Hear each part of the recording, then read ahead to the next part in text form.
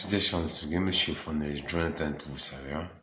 Je viens vous parler de l'Antichrist ou l'Antéchrist d'une manière que vous n'avez jamais connue. L'Antéchrist, en réalité, est le fils du diable, qu'il a créé à partir du sang de Jésus, quand il est monté 3 jours aux enfers, après sa crucifixion. Il s'appelle Aïmon. C'est un reptilien, un as ou un nain, une tasse, je ne sais pas trop dire. Bref, il est très très puissant et bien plus cruel que Satan. Satan l'a créé pour qu'il soit protégé des archanges de Dieu et de Jésus. Et il a créé aussi Ariman, l'Antéchrist, pour une destruction totale, un chaos total, une désolation totale. Alors, le nouveau Antéchrist, il est arrivé il y a pas très longtemps sur Terre. Les 4 chevaliers de l'Apocalypse, comme on le dit, le présentent. Le premier chevalier de l'Apocalypse, c'est l'Antéchrist qui représente la conquête. Le deuxième chevalier de l'Apocalypse, c'est la mort. Il est représenté par Poutine. Le troisième chevalier de l'Apocalypse, c'est la guerre. Il est représenté par le président coréen. Et le quatrième chevalier de l'Apocalypse est représenté par le président chinois qui organisé la famine avec le coronavirus de toutes pièces.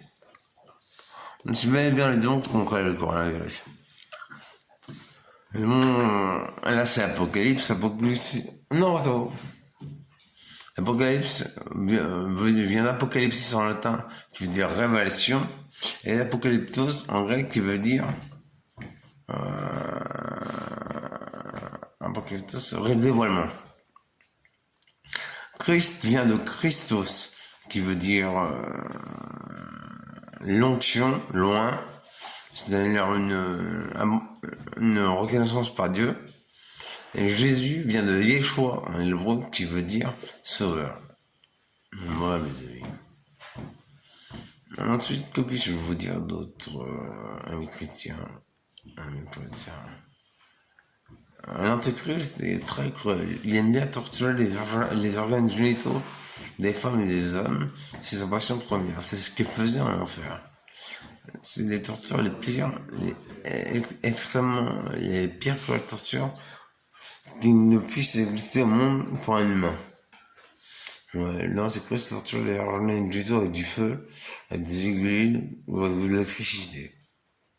Voilà. Après, la bonne nouvelle, c'est que quand Jésus revient sur Terre pour dire l'Antéchrist, il réussit à le tuer d'un souffle de sa bouche et il retourne aux enfers. Par contre, après Apocalypse, quand l'Antéchrist sera vaincu et Satan aussi, qui sont tous les deux revenus sur Terre, quand Satan et l'Antéchrist sont bannis en enfer, ils ont toujours il aura toujours son influence sur les humains, l'Antéchrist. Satan va perdre tous ses pouvoirs, il va récupérer ses 4 paires d'ailes d'archanges qu'on appelait Samaël. Du coup, il restera l'Antéchrist qui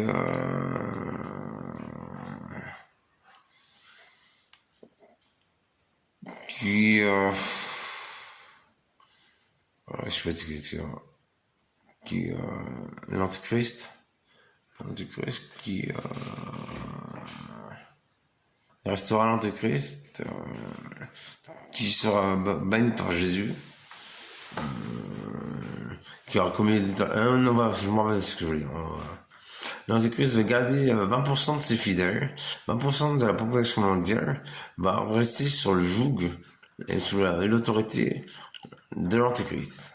Ils croiront le malheur et la désolation sur terre, tandis que Jésus et les autres humains prêcheront et auront des bons souvenirs à créer ensemble et avec une nouvelle vie qui sera quasiment comme au jardin d'Éden. Quasiment. Mais Dieu ne permet pas que le retour au jardin d'Éden tout de suite, car il a été déçu par Ève et Adam pour la pomme. Du coup, voilà, il ne pas autoriser, il peut autoriser l'accès au paradis, un paradisienne comme ça, aux mortels. Mais il l'envisage, et c'est un test pour les humains, que de voir le nouvel Éden qu'il a créé pour après l'Apocalypse. J'étais chanté sur lui,